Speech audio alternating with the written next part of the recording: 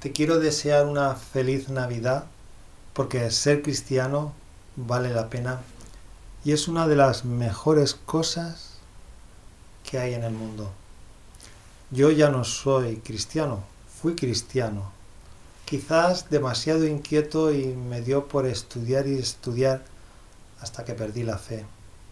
Pero sigo conservando muchas amistades cristianas, las cuales son buenísimas personas comprometidas con ellas mismas, con su entorno, para mejorar la naturaleza y para favorecer la buena convivencia en nuestra sociedad. Hay un mito sobre el tema del cristianismo, tanto en cuestión moral como científica. Se cree, se entiende, incluso se estudia en nuestros institutos, que la Edad Media fue la edad de la oscuridad debido a la Iglesia Católica, y esto no es verdad. No es verdad. Esto lo sabemos si leemos a Descartes, si leemos a Francis Bacon en su libro Novum Organum. Y es que la oscuridad de la Edad Media viene por la filosofía griega que se eligió, especialmente Aristóteles. Aristóteles, en tema científico y moral, fue una rémora para la sociedad a nivel científico porque dejó atrás postulados, por ejemplo los demócritos, el atomismo y todo eso, dejó atrás todas esas filosofías naturalistas que hubieran podido hacer avanzar a la ciencia muchísimo más. Si queréis ver esto con detalle, leeros el libro Novum Organum de Francis Bacon. Ahí lo explica con claridad y cómo la filosofía que Occidente adoptó fue la rémora para la ciencia actual.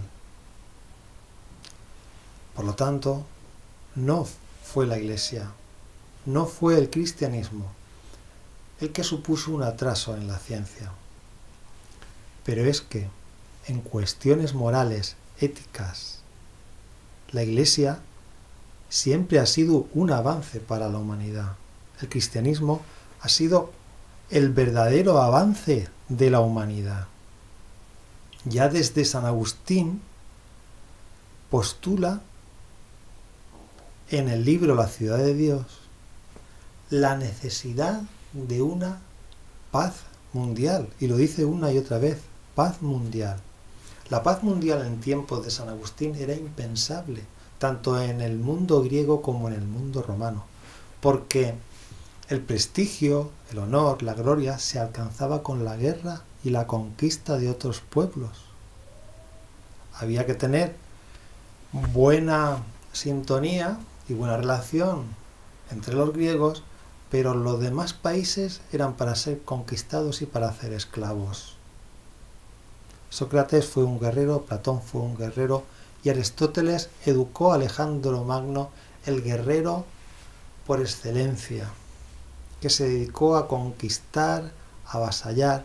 Esto significa muertes, arrasar propiedades y extinción de muchas culturas para imponer la cultura helénica. Por lo tanto, la paz mundial como concepto es un concepto cristiano de San Agustín basado en un criterio teológico. Si hay un solo Dios, Padre Todopoderoso, todos los demás somos hermanos y por lo tanto la paz tiene que reinar entre nosotros. Pero es que después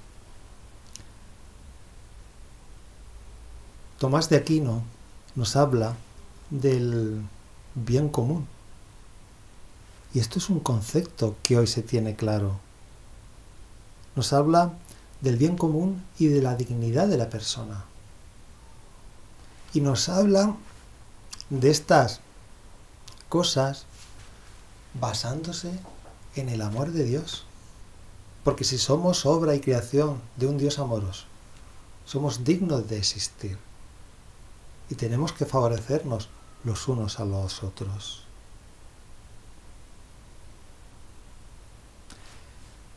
También se me olvidaba que Guillermo de Ockham, en el tema de la ciencia,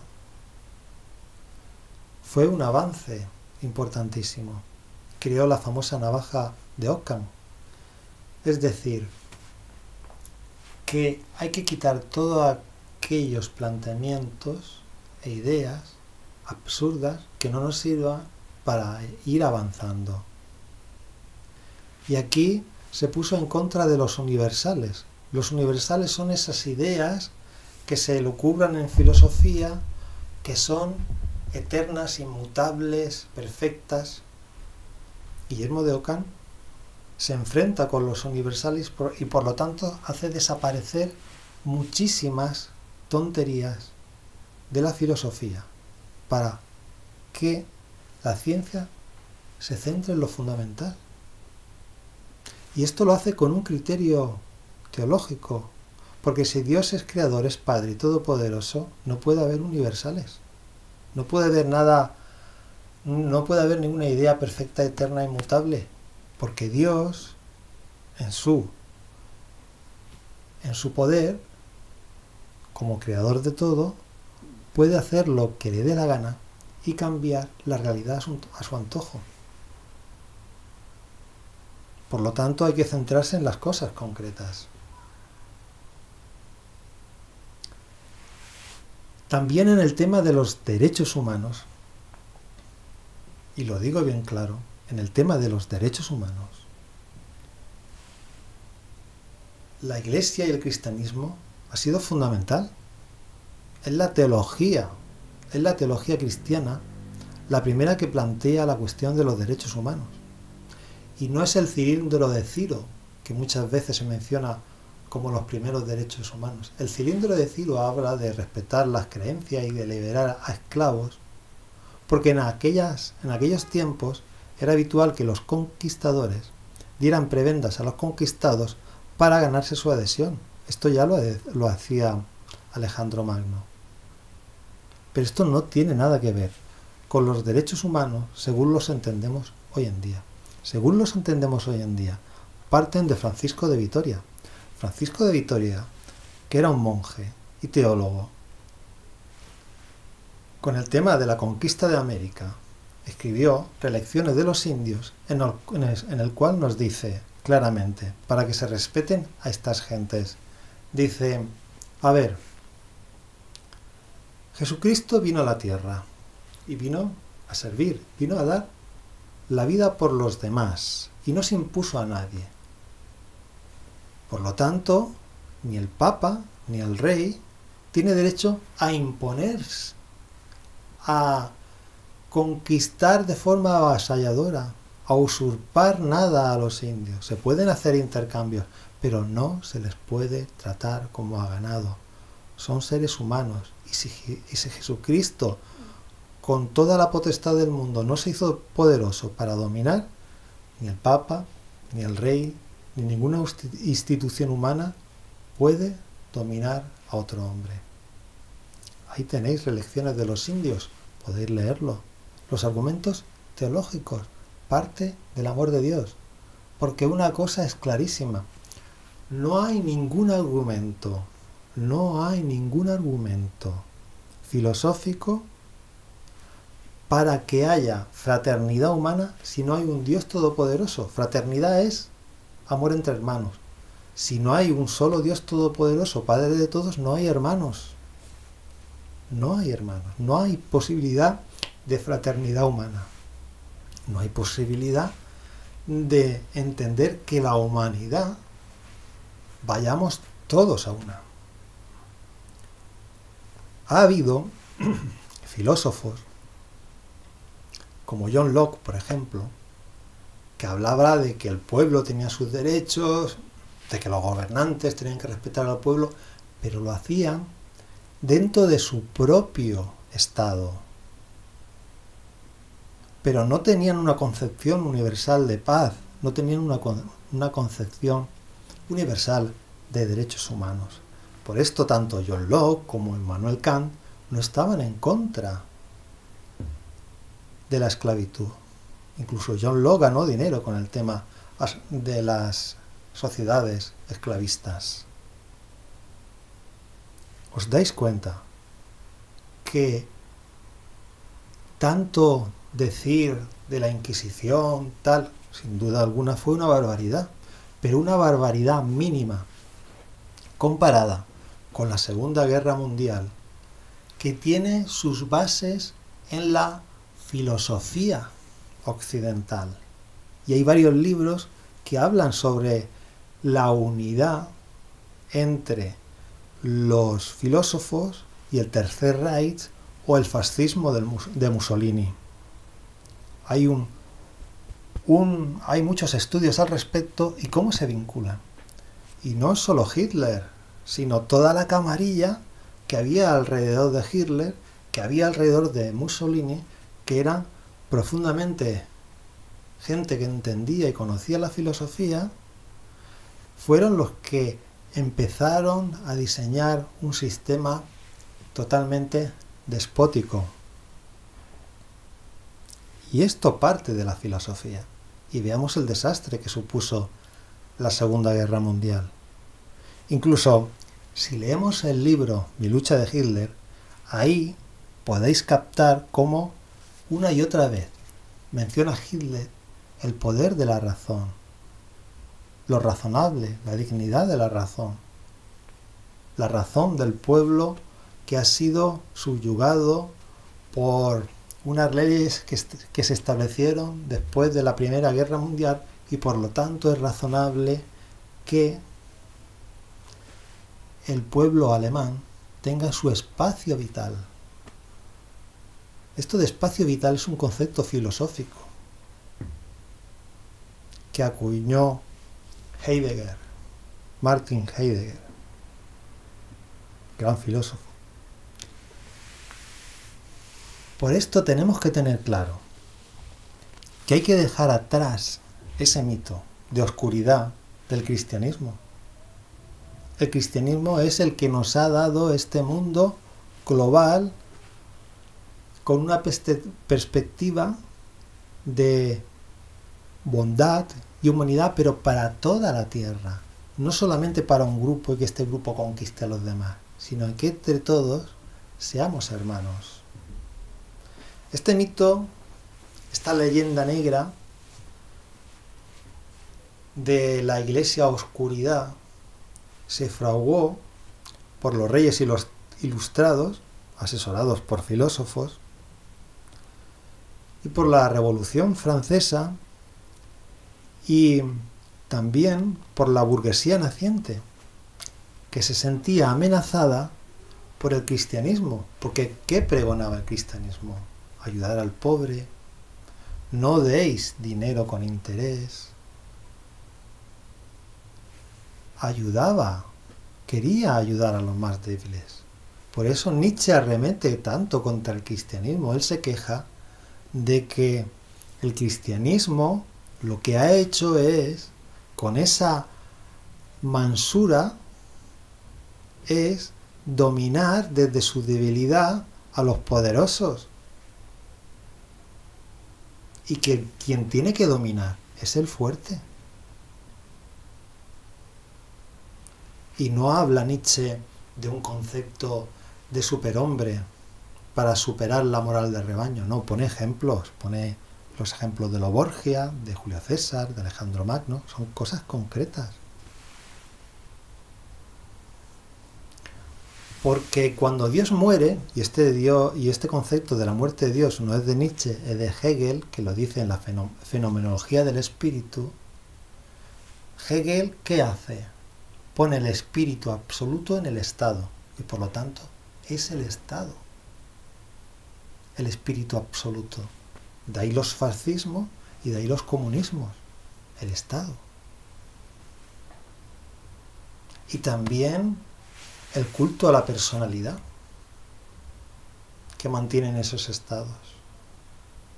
El mismo Hegel, cuando ve a Napoleón, le escribe a un amigo diciendo: acabo de ver al espíritu absoluto montado a caballo.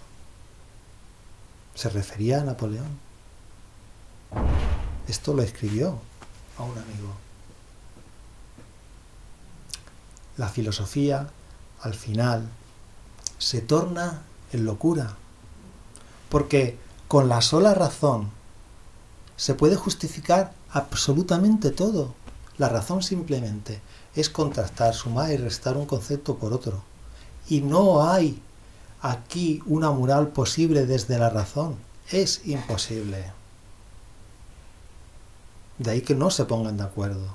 Y la filosofía hoy en día está llena de ateos que quieren ser la totalidad de lo real, la que señale el camino, la que analice por dónde debemos ir, lo que debemos hacer. Aspira la filosofía a esto, cuando la razón ha dejado clara que es incapaz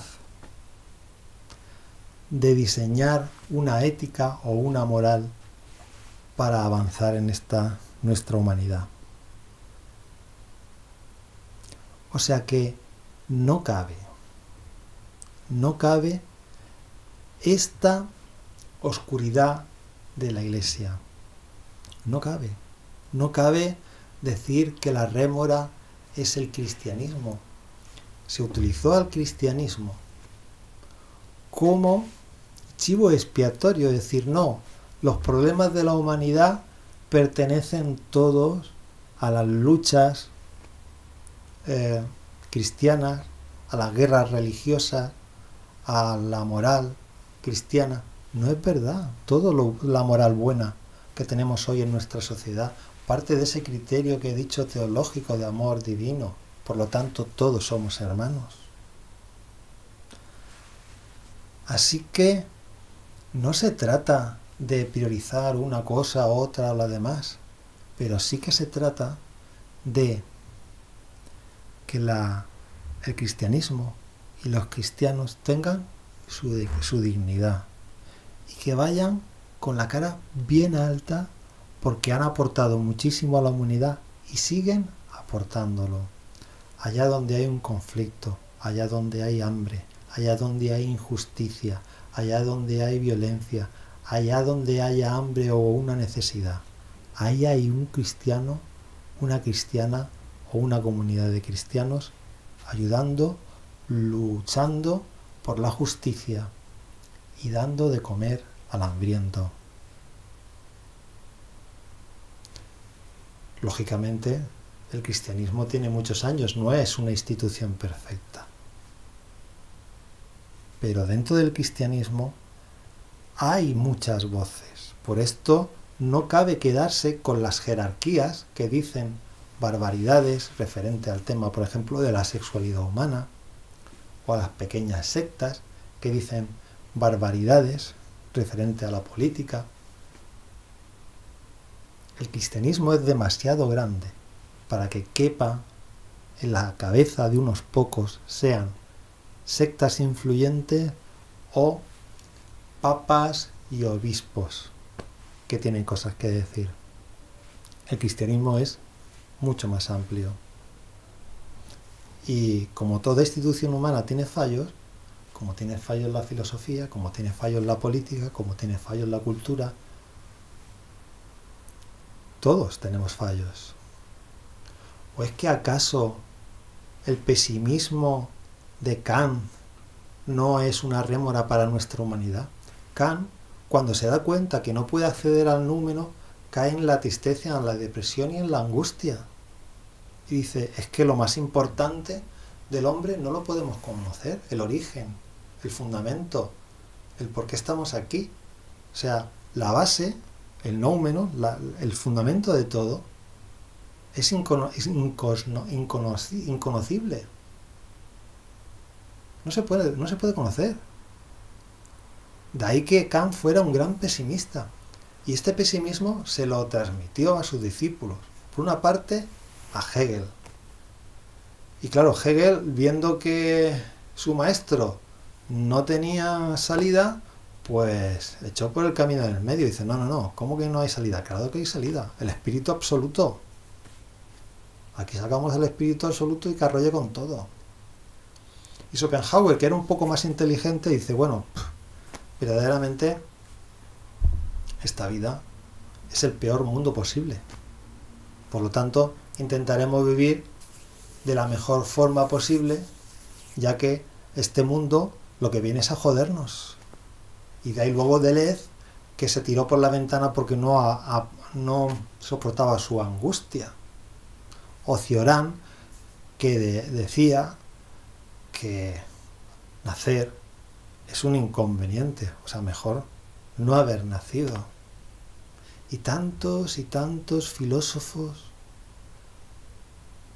que prescinden de Dios y entran en la angustia porque esta vida les carece de sentido.